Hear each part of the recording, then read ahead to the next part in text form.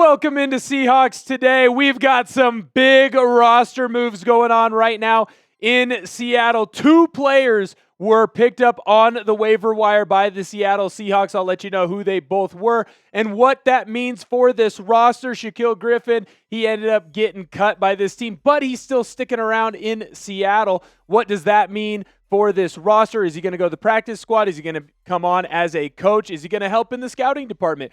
What could that all mean? We've got the practice squad. It's finally been announced and released, at least so far. There's some rumors of some other players that might join up. We're going to break that all down. And then, of course, you need to hear my opinions. The great Will Ortner, emphasis and air quotes on great. You need to know what I think about the 49ers signing MVS because I saw some of you on Twitter freaking out. I don't think we necessarily need to do that, but I need you all right now to lock in and get fired up. We are about a week and a half away from week 1 of this Seattle Seahawks football season. I need to know if you are fired up. I'm fired up. If you say you're fired up, type Y in the comments for yes. Type N in the comments for no. Now, we're going into the Seahawks waiver claims. Derion Kendrick, a cornerback, he's going to come over from the LA Rams, going to play DB for the Seattle Seahawks. And then Chazz Surratt is adding in to that linebacking unit. First, we're going to talk about Kendrick. He's been in the league for a couple years now, 3 to be exact. Last year, he had an injury, so he missed a lot of time. He did, however, play a lot of games for the Rams, including having an interception against Seattle's very own Drew Lock in 2023. That is his 1 interception on his career. He's played kind of sparingly. He's more of a backup type of player so far in his career as a cornerback, using him infrequently in like dime packages or if there's injuries. When you look at the Seahawks cornerback depth chart right now, he's going to fill in for a spot that was formerly held by Shaquill Griffin. We'll get into that more a little bit later. But right now he's adding in as your 5th cornerback. I think that's a great position for him. He adds extra depth. He adds some youth. He's got good length, so you can kind of fit him in with like Tariq Woolen, who's a longer, bigger cornerback. And I think this also shows that Josh Dobe is clearly taken over as that 3rd cornerback on this team. Now, Chazz Surratt, this is an interesting signing. Everyone was all doom and gloom, myself included. Why would they cut Patrick O'Connell? What are they doing? You have 3 inside linebackers. You need more than that. This might be an answer to what Seattle was thinking. They signed Chazz Surratt. He's been in the NFL for quite a while. Now, mostly what he's done has been special teams. But with a player that's 6'2", 230 essentially, I'm giving him an extra pound. Once he has a Seattle dog, he'll gain that extra pound and be right where we need him. He's a guy who can play on the inside. He can play on the outside. And you know what the big fella does well? He plays well on special teams. It's very clear what Mike Macdonald and John Schneider are trying to build with this defensive and offensive units. They want players that are versatile, that can play in a multitude of different positions and can be used on special teams. You saw it in the wide receiver room. There's a reason why Jerrick Young made the squad. There's a reason why Cody White made the squad. I think that Chazz Surratt got signed because of what he can add to this team. Now we look at that linebacker depth on the inside. Obviously, Ernest Jones IV. He's going to be spearheading the way over at middle linebacker. Tyrese Knight at that will spot. And then Drake Thomas. Everyone was kind of like, you would think Patrick O'Connell would make the squad. Everyone wanted Patrick O'Connell to make the squad. Montana boy. He's going to be mentioned a little bit later. That's where Chazz Surratt's going to fill in. Now, the bummer for some of the players that probably called home and told their families, hey, we made the squad. I'm on the team. When you pick a guy up off of waivers, you have to cut someone and clear up that roster space. Now, they haven't announced both roster moves, but because of the 2 signings of Surratt and Kendricks, you're now at 55 men on your roster. Illegal. So there has been one move, and that move was Shaquill Griffin. He has been cut from the Seattle Seahawks, which is unfortunate. Obviously, he started his career out here in Seattle, had a multitude of great years. He's been kind of bouncing around so far. Now, this doesn't mean it's all over for Griffin. He hasn't left anywhere. John Schneider has made it very clear that he wants to keep Griffin on the squad in some capacity. Now, he hasn't gone into great detail of what that means. Do you put Griffin in as a practice squad guy? You're using the younger Kendricks. He's playing on more special teams. Maybe you're using Griffin to kind of help mold and grow a younger defensive secondary, especially there in the cornerback spot. But you can also stash him on the practice squad, a guy that knows your system. If there is an injury, if someone gets nicked up, scraped up, look at the depth chart right now. It's not like you have a bunch of cornerbacks on that squad. I think the Giants had like 8 at one point the other day. You have 5. That's lean and mean. What if someone turns an ankle? What if someone twists a knee? That's a great reason and a great decision to keep Shaquill Griffin with you if you can. Now, he hasn't been listed as an official practice squad signee, but here have been the official ones so far. As you go through the list, Damien Martinez, I had my fingers crossed. I was banging on the table. I don't know, other than maybe his own mother, if anyone has been more pro Damien Martinez in Seattle than myself. There were some people that were complaining about Jamie Sheriff. He was a guy who was right on the bubble. Was he going to make the team? Was Jared Ivey going to make the team?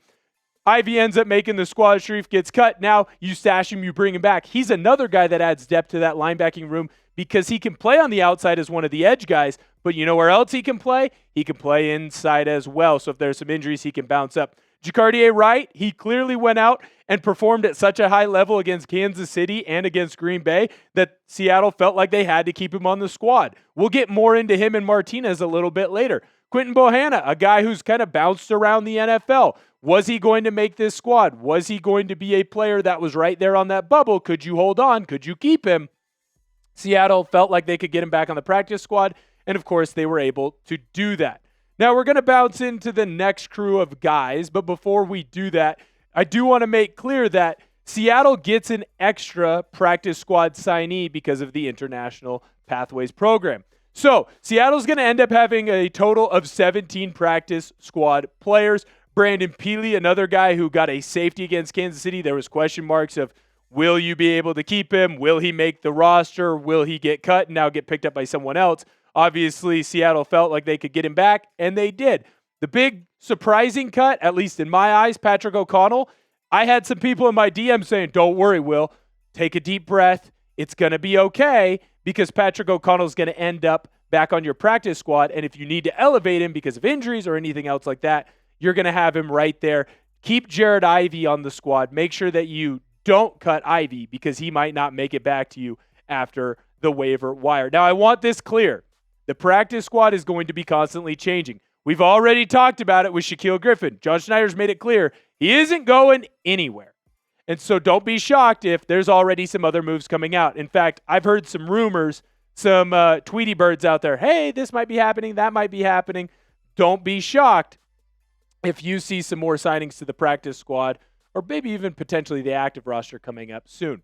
I mentioned Damien Martinez. I mentioned Jacardier Wright. I go into the comments and I see everything that you say. One, the nice things about me. I appreciate you. My mother appreciates you. Heart.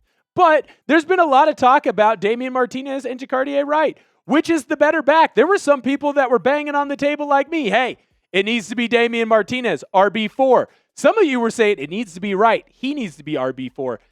Head on into the comments and go off. Let me know. I think it should be Damien Martinez. I'm going to go into the comments and I'm going to type in DM for Damien Martinez. You might look at me. Producer Casey's looking at me right now like I'm insane and crazy. He says, no, it's Jacardier Wright. He's going to go in the comments, type in JW, and then we're going to have it out the only way that Americans know how to anymore, and that's in the comment section behind Twitter fingers.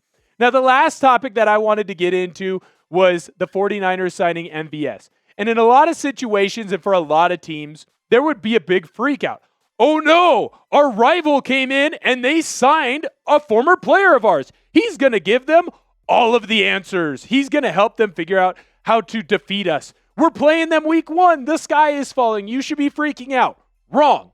You shouldn't be freaking out. You shouldn't be scared. Don't worry. The 49ers right now are a walking mass unit. Look at the injuries that they have.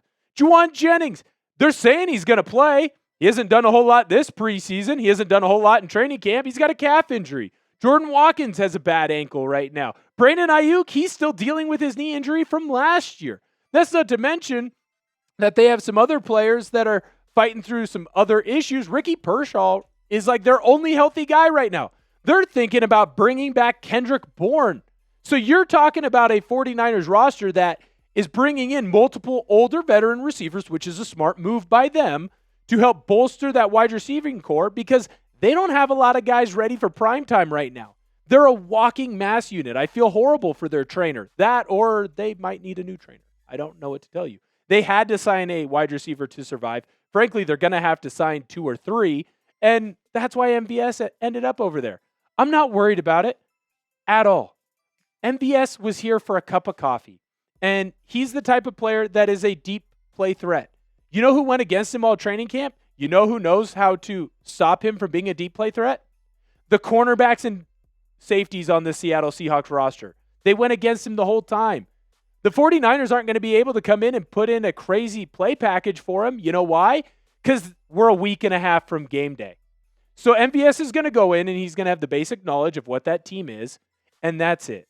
I'm not worried about it. He's not the type of wide receiver that's a complete game changer and game plan ruiner for your defense. So pump the brakes, take a hit of your inhaler, take a nice deep breath. It's all going to be okay. Then I want you to lock in, because I need you to like this video. You don't want to be the reason that the Seahawks don't end up beating the 49ers week 1. You and I both want Seattle to start the year 1-0. And the only way to do that is by making sure you like this video and you subscribe to the channel. Until next time, I'll see you later.